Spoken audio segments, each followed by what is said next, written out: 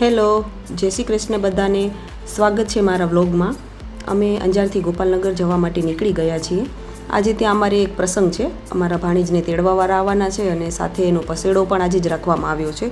તો બસ અમે પહોંચી ગયા ગોપાલનગર.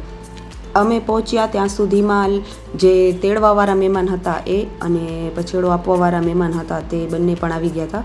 તો પછી આપણા રિવાજો મુજબ અમે ભાણીજની લેચર બધાને બતાવી અને પછેડો આપવાવાળાએ પછેડો પણ આપી દીધો. અને પછી જે આપણો રિવાજ છે કે મહેમાનો આવે એને બધા જ ઘરે આપણે ચા પીવા લઈ જઈએ, તો અમે બધા એમને ચા પણ પીવડાવી દીધી. ત્યાં સુધીમાં બીજી બાજુ જમવાનું પણ તૈયાર થઈ ગયું હતું. સૌથી પહેલાં ભાણીજના દાદાને આદરપૂર્વક જમવા બેસાડ્યા. તેઓ જમી લીધા પછી મહિલા મહેમાનો જમવા બેઠા. અને જુઓ, આ બધા હતા અમારા મહેમાનો. કાજલબેનના ફોઈ, એની માસીઓ, એની બહેનો, એની ભાભીઓ, આ બધા જ ભાણેજનો પછેડો લઈને આવ્યા હતા.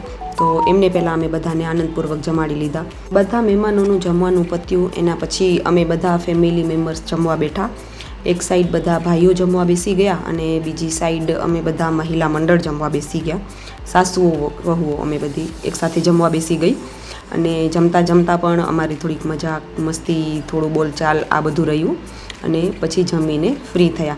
તો પછી જે પછેડામાં બધી જે વસ્તુઓ કે ભાણેજના કપડાં કે જે પણ આવ્યું હતું એ બધું પાછું અમે પેક કર્યું અને ગોઠવી દીધું, કેમ કે એમને સાંજે પાછું આ બધું સરખી રીતે પહોંચી જાય એટલા માટે. અને આ બધું કરતાં કરતાં પણ અમે કામમાં પણ એક આ ટાઈમ તો ગોતી જ લઈએ જેમાં અમારું ડેટા ટ્રાન્સફર થાય. આ બધી અમે દેરાણી જેઠાણીઓ છે જુઓ. અને આ ચુગલી તો અમારે કરવાની ને કરવાની. અને આમાં અમે એકબીજાની જ કરતા હોઈએ પાછી. જો એકબીજાનો વારો લેશું થોડી વારે અને એકબીજાને કાંઈક ને કાંઈક મફતની સલાહ, સાવ મફતની સલાહ આપશું. અને આ બધા વચ્ચે જુઓ, અમારો ભાણેજ પણ આજે એના ઘરે જવા માટે તૈયાર થઈ ગયો છે. ભાણેજ તો તૈયાર થઈ જ ગયો હતો, પણ કાજલબેન પણ તૈયાર હતા. અને પછી અમે અમારી શેરીમાં બધાને હાકલ પાડી આવ્યા. હાકલ પાડવી એટલે એમાં એવું કહેવાનું હોય કે હાલો કાજલબેનને મૂકવા, તો બધા એને આશીર્વાદ આપવા આવી જાય. તો બધા આવી ગયા. ઘણા બધા આશીર્વાદ સાથે ભાણેજ અને બેનને અમે એના ઘરે વિદાય કર્યા. અને બધાની આંખ ભીની થઈ થોડી, કેમ કે કેટલા સમય સુધી આપણી દીકરી આપણા ઘરે હોય અને પછી મૂકીએ તો થોડો દુઃખ તો થવાનો જ, પણ એની સાથે ઘણો બધો હરખ પણ હતો. એમના ગયા પછી અમે બધા ફેમિલી થોડીવાર બેઠા, વાતો ચાલી, કેમ કે ઘણા ટાઈમ પછી બધા મળ્યા હતા. અમારા ફૂઈઓ આવ્યા હતા, અમારા ઘરની બધી જ દીકરીઓ પણ આવી હતી. તો એમની સાથે સારો એવો એક ફેમિલી ટાઈમ પણ સ્પેન્ડ કર્યો.